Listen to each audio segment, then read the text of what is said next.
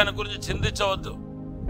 మీ శ్రమలు అయితే హఠాత్తుగా వచ్చి పడ్డాయో అలాగే మేలు కూడా హఠాత్తుగా అద్భుతంగా అతి త్వరగా మీ జీవితాన్ని అలంకరించబోతున్నాయి.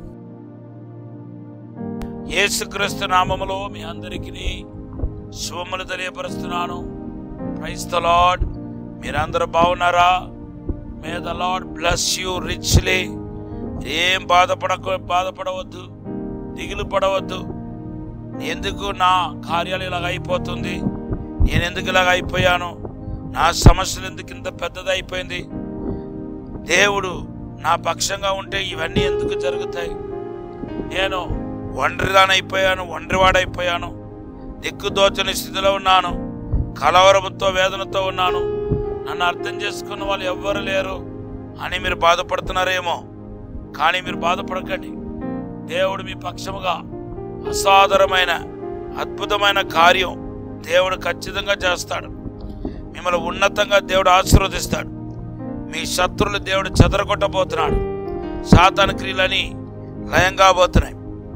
ఈరోజు దేవుడు మీకు ఇచ్చిన వాగ్దానం నహూము 1:15 ప్రభు వాగ్దానం చేస్తున్నాడు. దేవుని బిడ్డలారా, యెరూషలేము నుండి యెరికోకు ప్రయాణమై వెళుతున్న ఆ వ్యక్తి యొక్క జీవితంలో గొప్ప విషాదం చోటు చేసుకుంది. దొంగల చేతిలో పడ్డాడు. వారు వాడిని కొట్టి వాడి దగ్గర ఉన్నదంతా దోచుకొని గొర్ర ప్రాణముతో విడిచి వెళ్ళిపోయారు. అయితే తర్వాత ఆ దారి పొడుగున యాజకుడు వచ్చాడు, ఆయన పట్టించుకోలే. లేవీడు వచ్చాడు, ఆయన కూడా పట్టించుకోలేదు. కానీ ఆ తర్వాత మంచి సమార్యుడు వచ్చి ఆయన్ని చూచి పట్టించుకొని ఆయనకు అప్పటికప్పుడు పునర్జన్మ ఇచ్చి చేరదీసి బలపరిచి ఆయన జీవితాన్ని మరలా నిలబెట్టినట్టుగా మనం చూస్తున్నాం. దేవుడి బిడ్డలారా, లూకా సువార్త 10:30 నుండి 35 వచనాల్లో రాయబడి ఉంది. దేవుని బిడ్డలారా, దొంగల చేతిలో పడతానని తన కలలో కూడా అనుకొని ఉండడు. ఇది అకస్మాత్తుగా సడన్ గా జరిగిన విపత్తు, శోధన, కష్టకాలం. దేవుని బిడ్డలారా, ఈరోజు కూడా పాస్టర్ గారండి నేను అనుకోలేదండి ఇంత పెద్ద నష్టం వస్తాయని, ఇంత పెద్ద కష్టం వస్తాయని, ఇలాగా నాకు నా జీవిత యాత్రలో ఇంత పెద్ద దెబ్బ తగిలితే నేను అసలు ఊగలో కూడా అందలేదు, అనుకోలేదండి అని మీలో బాధపడుతున్న వాళ్ళు చాలా మంది ఉన్నారు. ఒకటి ఈరోజు మీకు చెప్పదలంచాను. యెరూషలేము నుండి యెరికోకు వచ్చిన ఈ శోధన అనేది హఠాత్తుగా ఎలాగైతే జరిగిందో అలాగే ఆయనకి విమోచనం కూడా, దాని నుండి విముక్తి కూడా హఠాత్తుగా అద్భుతంగా ఊహకందని రీతిలో మంచి సమార్యుడి ద్వారా కలిగిందని మనం చెప్పుకోవచ్చు. అవును దేవుని బిడ్డలారా, ఈరోజు పరిశుద్ధాత్మ దేవుడు మాట్లాడుతున్నాడు.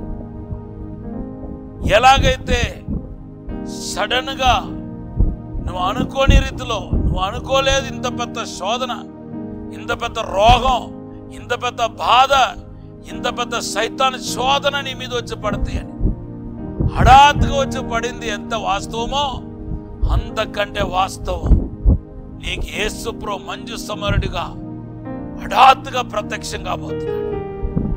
అంతేకాదు, నీ యొక్క బాధలు చూసి నిన్ను చేరదీయబోతున్నాడు. నువ్వు పోగొట్టుకున్న సమస్తాన్ని తిరిగి ఇవ్వబోతున్నాడు.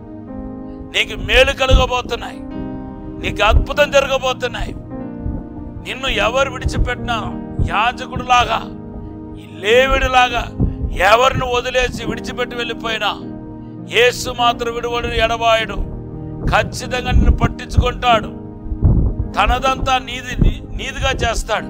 అదే నీకు ఆశీర్వాదం అయిపోతాయి. ఎప్పుడు దేవుడు తనదంతా మనదిగా దేవుడు చేస్తాడో అప్పుడు అసాధారణమైన అద్భుతమైన కార్యం జరుగుతాయి. మీరు బైబిల్లో చూడండి, ఎప్పుడైతే దేవుడు ఆయనదంతా మనకిచ్చాడో అప్పుడు మనం ఆశీర్వదించబడిపోతున్నాం. ప్రకటన గ్రంథం 3:21 అంటున్నాడు, జయించిన వాడు ఎవడో నాతో పాటు సింహాసనంలో కూర్చుండబడతాను. ఆ సింహాసనం ఎవరిది? యేసుది. ఎవరు కూర్చున్నారు? యేసు కూర్చున్నారు. ఆ సింహాసనం మనల్ని కూర్చోబెడతాను అంటున్నాడు. అంటే అర్థం ఏంటి? తనదంతా మనదుగా చేస్తాడు, చేస్తున్నాడు అనే దానికి ఇదే రుచి. కాబట్టి మీరు ఏ విషయాన్ని గురించి చింతించవద్దు.